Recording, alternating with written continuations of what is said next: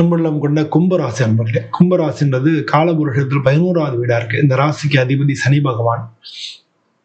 இப்ப இந்த ராசியில வந்து ராகு இருக்காரு, 7ல கேது இருக்கு. பொதுவா அந்த கும்பராசி அன்பர்கள் வந்து கொஞ்சம் புரிஞ்சுக்க முடியாது, வெளிப்படையா பேச மாட்டாங்க, பாதி சொல்லிட்டு பாதி இது பண்ணுவாங்க. ஆனா நல்ல எல்லாருக்கும் ஹெல்ப் பண்ற மனோபாவம் உண்டு. ஆனா என்ன அப்படின்னா, தான் உயர்ந்த மாதிரியும் மற்றவங்க தாழ்ந்த மாதிரியும் நினைக்கக்கூடிய ஒரு தன்மை உண்டு. அதை மட்டும் மாத்திக்கிட்டாங்கன்னா ரொம்ப ரொம்ப நல்லது. இவங்களுக்கு இந்த ஆகஸ்ட் மாதம் எப்படி இருக்கு அப்படின்னு சொல்லி பார்க்க போறோம். இந்த ஆகஸ்ட் மாதம் இவங்களுக்கு கலவையான பலன்கள் தரும். ஏன் இந்த மாதிரி சொல்றேன் அப்படின்னா, அவங்களுக்கு ஜென்மத்துல ராகு, 2ல வந்து சனி பகவான் இருக்காரு, ஒரு வக்ரமா இருக்காரு. ஆனா உங்களுக்கு குரு பார்வை இருக்கு, ஒரு பாசிட்டிவ். ஸோ அதனால வந்து இது உங்களுக்கு இப்படி இருந்தா கூட கலவையான பலன்கள் ஏற்படும். மாசத்தோட ஆரம்பத்துல முதல்ல நல்ல விரைவான வளர்ச்சி ஏற்படும். 2ல வந்து சூரியன் 7வது வீட்டுல இருக்கிறதுனால வீட்டுல குடும்பத்துல, ஏன்னா 7ல சூரியனும் கேதுவும் சேர்ந்திருக்காங்க. ஆனா குடும்ப சம்பந்தமான விஷயங்களான பிரச்சனைகள் வரலாம், வாக்குவாதங்கள் வரலாம். அதனால வந்து 2வது பாதியை காட்டின முதல் பாதி நல்லா சூப்பரா இருக்கும். செவ்வாய் வந்து உங்களுக்கு 8வது வீட்டுல இருக்காரு. உங்களுக்கு வந்து 3வது வீட்டுக்கும் உங்களுக்கு 9வது வீட்டுக்கும் அதிபதி. அவர் வந்து சரி 10, 11, 12 அவன் 10 தொழில் ஸ்தானத்துக்கு அதிபதி. தொழில் ஸ்தானத்துக்கு அதிபதியா இருக்கக்கூடிய செவ்வாய் அவர் வந்து 8ல் இருக்கார். அதனால வந்து தொழில் ரீதியா பிரச்சனைகள் இருக்கலாம். பணவரவு, உடல் நலம், இதுல வந்து பிரச்சனைகள் ஏற்படுறதுக்கு வாய்ப்புகள் இருக்கு. உங்களோட முயற்சிகள் குறையறதுக்கு, சோர்வு ஏற்படுறதுக்கான வாய்ப்புகள் இருக்கு. அதனால வந்து புதன் வந்து உங்களுக்கு நல்லா இருக்கிறதுன்றது 6ல் இருக்காரு. அதனால எல்லா எதிர்ப்புகளையும் எல்லா தடைகளையும் தாண்டி நீங்க முன்னேற்றம் அடையறதுக்கான வாய்ப்புகள் மிக மிக அதிகமா இருக்கு. குரு பார்வைன்றது இன்னொரு ஒரு பிளஸ் பாயிண்ட். அது வந்து வாழ்க்கை நம்பிக்கை, எல்லாத்தையும் உங்க முயற்சிகள்ல ஒரு நல்ல இது புத்திசாலித்தனம், இன்னொருத்தங்களால உதவி கிடைக்கிறது, இது மாதிரி குரு பார்வை வந்து பல வகைகள்ல உங்க முன்னேற்றத்திற்கு உறுதுணையா இருக்கும்.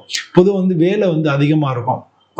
வேலை அதிகமா இருக்கிறதுனால மனசோர்வு இருக்கணும், ஏதானும் என்னால முடியாது அப்படின்ற மாதிரி பிடிவாதம் வரலாம். ஆனா உங்களுடைய வேலைகள் வந்து கொஞ்சம் பிளான் பண்ணி பண்ணீங்கன்னா நிச்சயமா வந்து வெற்றி கிடைக்கும். வியாபாரத்துல, தொழில்ல புதிய முதலீடுகள் எதுவும் பண்ண வேண்டாம். புத்திசாலித்தனமா நீங்க யூஸ் பண்ணணும். யூஸ் பண்ணீங்கன்னா நிச்சயம் வந்து முன்னேற்றம் உண்டு. குடும்பத்துல வந்து உணர்ச்சி வசப்பட வேணாம். ஏன்னா வந்து சின்ன சின்ன புனர்பாடு ராகுக்கு இது இருக்குன்றதை புரிஞ்சுங்க. சனி வேற குடும்பஸ்தானத்துல வக்கரமா இருக்கிற அதையும் புரிஞ்சுங்க. அதனால குடும்பத்துல பிரச்சனைகள் இருக்கிறதுக்கு வாய்ப்புகள் அதிகம். ஆனா நீங்க அதை நிதானமா ஹேண்டில் பண்ணணும். பொறுமை அவசியம்.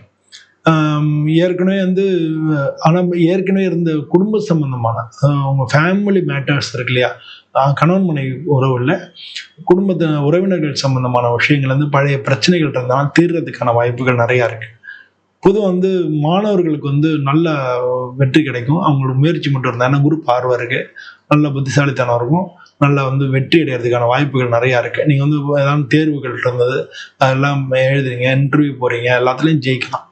அது மாதிரி வந்து கல்யாண விஷயங்கள்ல உங்களுக்கு கொஞ்சம் டிலே ஆகலாம், ஒரு சில கான்ஃப்ளிக்ஸ் வரலாம். கல்யாண சம்பந்தமான பேச்சுவார்த்தையில் பொறுமையும் நிதானமும் அவசியம்.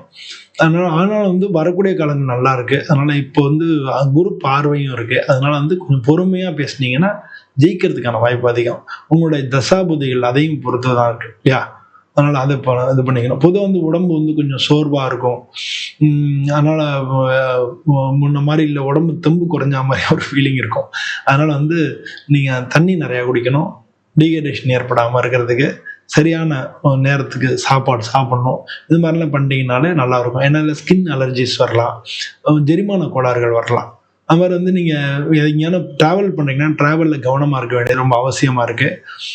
டெய்லி ஏதாவது எக்ஸசைஸ் பண்ணலாம், தியானம் பண்ணலாம். இதெல்லாம் வந்து உங்களுக்கு முன்னேற்றத்துக்கு, உங்களுடைய மனசோட தெம்புக்கு வழிவகுக்கும். அது மாதிரி அப்போதான் வாழ்க்கையில் நீங்கள் எல்லாத்தையும் நீங்கள் ஹேண்டில் பண்ணி முன்னேற முடியும். பொதுவாக வந்து இந்த மாதத்தில் சிறந்த நாட்கள் எது அப்படின்னு நான் சொல்கிறேன், குறித்து வச்சுங்க. அந்த நாட்களில் முக்கியமான காரியங்கள் செஞ்சுக்கலாம். இந்த மாதத்தை பொறுத்தவரை 3ஆம் தேதி ஆகஸ்ட் 3, 6, 10, 15, 21, 23, 31 இந்த நாட்கள்லாம் உங்களுக்கு நான் சிறப்பாக இருக்கு. இந்த சந்திராஷ்டம நாட்கள் ஆகஸ்ட் 23 அதுலேருந்து சந்திராஷ்டம நாட்கள் வருது. சந்திராஷ்டம நாட்கள்ல நீங்க வந்து ஜாக்கிரதையா இருக்கணும். சந்திராஷ்டமம் ஜாக்கிரதையா இருக்கணும். சந்திராஷ்டம் அன்னைக்கு முக்கியமான காரியங்களை தவிர்த்துறது நல்லது. 23, 25 வந்து சந்திராஷ்டம். சந்திராஷ்டம நாட்களில் நீங்கள் முக்கியமான காரியங்களை தவிர்த்துறது நல்லது. அன்னைக்கு வீட்டிலேருந்து கிளம்பி கோயிலுக்கு போயிட்டு அதுக்கப்புறம் வேலைக்கு போகணும். வேலையிலேருந்து வரும்போது கோயிலுக்கு போயிட்டு வீட்டுக்கு வரணும். இது மாதிரி அனாவசியமான வாக்குவாதங்களில் ஈடுபட வேணாம். இல்லாட்டினா அது உங்களுக்கு பிரச்சனைகளை கொண்டே விடும். அதுவும் 2ல் வாக்குஸ்தானத்தில் சனி பகவான் வக்ரமாக இருக்காரு. ஆனால் வாக்குஸ்தானத்தில் பார்வை இருக்குது அப்படின்னா கூட நம்ம பொதுவாக சந்திராஷ்டம நாட்களில் நம்ம இது மாதிரி முக்கியமான காரியங்களை தவிர்த்துறது, முக்கியமான வாக்குவாதங்களில் கலந்துக்காம கொஞ்சம் அமைதியாக இருக்கிறது, சாமி ஆன்மீக காரியங்களில் ஈடுபடுன்றது இது ரொம்ப ரொம்ப நல்லது. பொதுவாக இந்த ஓம் சனீஸ்வராய நமஹ, சனீஸ்வரன் உங்கள் ராசி அதிபதி தான். ஓம் சனீஸ்வராய நமஹ அப்படின்னு சொல்லி சனிக்கிழமை அன்னைக்கு தியானம் பண்ணுறது, ஒரு 11 முறை 27 முறை சொல்கிறது, அது மாதிரி நவகிரகங்களை போய் வணங்குறது, இதெல்லாம் ரொம்ப நல்லது. பொதுவாக இந்த காலகட்டத்தில் முடிஞ்சுன்னா சண்டி ஹோமம் பண்ணலாம். சண்டி ஹோமம் பண்ணீங்கன்னா ரொம்ப, ஆனால் அதை ஏழையாக இருக்கிறவங்க அவங்களுக்கெல்லாம் உணவு வழங்கலாம். அவங்களுக்கெல்லாம் ஆதரவு இல்லாதவங்களுக்கெல்லாம் நீங்கள் உணவு அன்னதானம் பண்ணலாம். அது ரொம்ப நல்ல பலனை கொடுக்கும். குலதெய்வ வழிபாடு இதெல்லாம் உங்களுக்கு நல்ல முன்னேற்றத்தை நோக்கி போகிறதுக்கு நல்ல சக்தியை கொடுக்கும். இதெல்லாம் நம்ம கொடுக்கும். ஆனால் நீங்கள் அங்கே போய் இதெல்லாம் செய்கிறேன் எனக்கு அது செய்ய அப்படின்ற மாதிரி வியாபாரம் மாதிரி பேச வேணாம். மனசு ஈடுபாட்டோட முழுமையாக செய்யுங்க. அப்போ உங்கள்கிட்ட இருக்கிற சக்தியே உங்களுக்கு மிகப்பெரிய அளவில் உதவி வரும். சாமியோடைய சக்தியும் உங்களுக்கு துணை வரும். அப்போ இன்னொருத்தருடைய உதவியும் உங்களுக்கு கிடைக்கும். அப்படி கிடைச்சதுன்னா வாழ்க்கையில் எல்லா விஷயங்கள்லையும் தடைகள் தாண்டி முன்னேறலாம். உங்களுக்கு எல்லா வாழ்க்கையில் முன்னேற்றங்கள் கிடைக்கணும். இதே மாதிரி இன்னொரு வீடியோவில் நான் உங்களை மீண்டும் சந்திக்கிறேன். அனைவருக்கும் நன்றி, வணக்கம்.